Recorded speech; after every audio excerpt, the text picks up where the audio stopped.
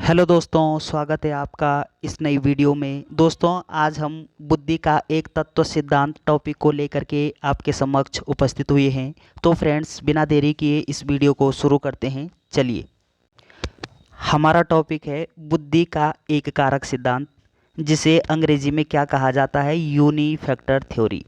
दोस्तों, आपसे प्रश्न पूछा जा सकता है कि बुद्धि का एक कारक सिद्धांत के प्रतिपादक कौन है। आपका उत्तर क्या होगा? अल्फ्रेड बीने।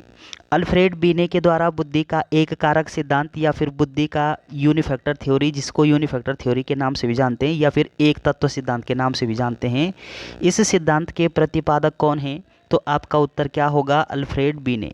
अब अल्फ्रेड बीने के द्वारा ये सिद्धांत कब दिया गया है? आपका सही उत्तर होगा 1905 में। तो चलिए दोस्तों, आगे बात करते हैं। अगला सवाल आपसे पूछा जा सकता है कि अल्फ्रेड बीने ये किस देश के मनोवैज्ञानिक हैं? आपका उत्तर होगा फ्रांस के मनोवैज्ञानिक, यानी फ्रांसीसी मनोवैज्ञानिक हैं और फ्रांस के निवासी हैं। तो दोस्तों, इस सिद्धांत को हम अन्य किस किस नाम से जानते हैं, ये जानना हमारे लिए अति आवश्यक है। तो इस सिद्धांत को बोलते हैं हम बुद्धि का एक तत्व सिद्धांत। इसी सिद्धांत का अन्य नाम है बुद्धि का एक खंड सिद्धांत, और इस सिद्धांत को बोलते हैं एक इकाई सिद्धांत, और इस सिद्धांत को बोलते हैं निरंकुशवादी सिद्धांत। तो दोस्तों, आपसे प्रश्न पूछा जा सकता है कि निरंकुशवादी सिद्धांत के प्रतिपादक कौन हैं? आपका उत्तर होगा अल्फ्रेड बीने। तो बीने के द्वारा ये सिद्धांत कब दिया गया है? आपका उत्तर होगा 1905 में। 1905 में बीने के द्वारा क्या किया गया है कि ये निरंकुशवादी सिद्धांत दिया गया है, एक इकाई सिद्धांत दिया गया है, बुद्धि का एक खंड सिद्धांत दिया गया है, बुद्धि का एक तत्व सिद्धांत दिया गया है, बुद्धि का एक कारक सिद्धांत दिया गया है, और यूनिफैक्टर थ्योरी के नाम से भी हम इस सिद्धांत को जानते हैं। तो चलिए आगे बात करते हैं इस थ्योरी के संदर्भ में।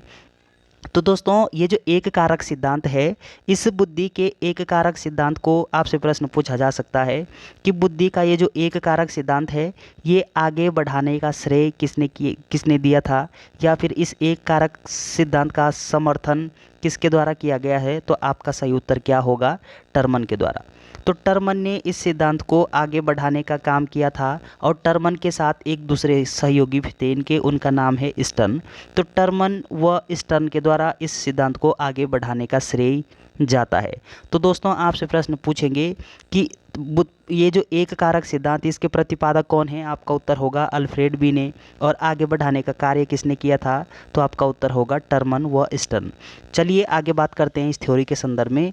इस सिद्धांत के अनुसार बुद्धि एक अविभाज्य इकाई है, जिसके द्वारा मानसिक क्रिया नियंत्रित होती है, अर्थात मानसिक शक्ति के द्वारा सभी कार्य किए जाते हैं। इसका मतलब क्या होता है कि बुद्धि क्या होती है? एक अविभाज्य इकाई होती है। अल्फ्रेड बीने के द्वारा क्या है? बुद्धि एक अविभाज्य इकाई है, जिसके द्वारा हम क्या करते हैं? सभी मानसिक क्रियाएं हम नियंत्रित करते हैं, कंट्रोल करते हैं। और इसके द्वारा क्या होता है कि मानसिक जो शक्ति होती है, वो सभी काम हम किससे करते हैं? इस मानसिक योग्यता से करते हैं। वो एक कारक बता रहे हैं कि हमारी बुद्धि में केवल एक कारक होता है, और वो कारक क्या होता है? अविभाज्य होता है, उसका विभाजन नहीं किया जा सकता। अगला है दोस्तों कि इस सिद्धांत के अनुसार किसी व्यक्ति की बुद्धि तीव्र हो तो वह सभी कार्य कर सकता है। तो इसलिए अल्फ्रेड बीने क्या स्पष्ट कर रहे हैं इस सिद्धांत में कि जिस बालक की बुद्धि तीव्र होगी, वो बालक क्या करेगा कि सभी प्रकार के कार्य कर सकता है, और जिस बालक की बुद्धि तीव्र नहीं होगी, वो सभी प्रकार के कार्य नहीं कर सकता। आगे हम बात करते हैं कि इस सिद्धांत को दोषपूर्ण माना गया है। अब इस सिद्धांत को दोषपूर्ण क्यों माना गया है, ये जानना हमारे लिए आवश्यक है। क्योंकि जो व्यक्ति विज्ञान में निपुण हो, जरूरी नहीं कि वह इतिहास में भी निपुण हो। तो ये बात तो परम सत्य है दोस्तों, कि जो विद्यार्थी एक विज्ञान में निपुण होता है, नहीं अर्थात एक विषय में निपुण होता है, ये आवश्यक नहीं है कि अन्य विषय में भी वो निपुण हो। तो ये एक कारक सिद्धांत ने स्पष्ट किया है। अगला है कि जॉनसन के अनुसार बुद्धि एक सर्वशाली शक्तिशाली मानसिक प्रक्रिया है, जो संपूर्ण मानव प्रक्रियाओं पर शासन करती है। तो दोस्तों, जॉनसन क्या कह रहे हैं कि बुद्धि एक सर्वशाली शक्तिशाली मानसिक प्रक्रिया है। आपसे प्रश्न पूछा जा सकता है कि बुद्धि एक सर्वशक्तिशाली मानसिक प्रक्रिया है, यह कथन किसका है? तो आपका उत्तर होगा जॉनसन का। जॉनसन ने क्या कहा था कि बुद्धि क्या होती है? एक सर्वशाली मानसिक प्रक्रिया होती है, और जो संपूर्ण मानव प्रक्रियाओं पर शासन करती है। तो आपसे अगला प्रश्न पूछा जा सकता है, इम्पोर्टेंट प्रश्न, कि यानी जॉनसन ने इस सिद्धांत को क्या कहा था? निरंकुशवादी सिद्धांत। आपसे प्रश्न पूछा जा सकता है कि निरंकुशवादी सिद्धांत किसने कहा इस एक कारक सिद्धांत को? तो आपका उत्तर क्या होगा? जॉनसन ने। तो जॉनसन ने इसको क्या बताया था? निरंकुशवादी सिद्धांत। और एक पॉइंट ध्यान दीजिएगा दोस्तों, आपसे प्रश्न पूछेंगे कि बुद्धि का जो एक कारक सिद्धांत है वो अल्फ्रेड बीने ने 1905 में दिया था, और उनका आगे बढ़ाने का जो श्रेय है वो टर्मन व स्टर्न को जाता है।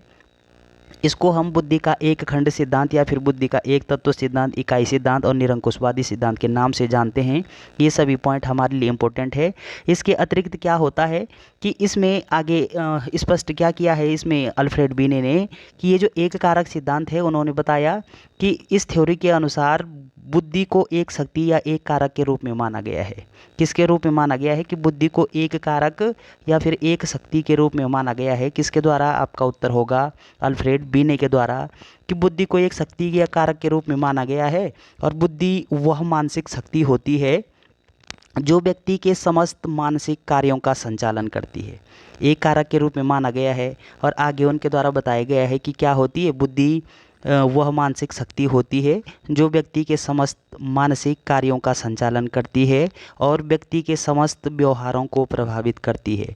तो दोस्तों, वर्तमान समय में ये जो सिद्धांत है, ये जो थ्योरी है, वो कोई मानता नहीं है, क्योंकि अब इसके अतिरिक्त जो बुद्धि का द्विकारक सिद्धांत है, बुद्धि का त्रिकारक सिद्धांत है, जब बुद्धि के अन्य सिद्धांत भी अलग अलग मनोवैज्ञानिकों के द्वारा दिए गए हैं, तो ये बुद्धि का जो एक कारक सिद्धांत है अल्फ्रेड बीने के द्वारा दिया गया, ये थोड़ा असमंजस की स्थिति में पैदा हो गया है। लोग इस सिद्धांत पे भरोसा कम करने लगे हैं। तो चलिए दोस्तों, वीडियो अगर आपको अच्छी लगती है तो चैनल को सब्सक्राइब करना ना भूलें। Thanks for watching.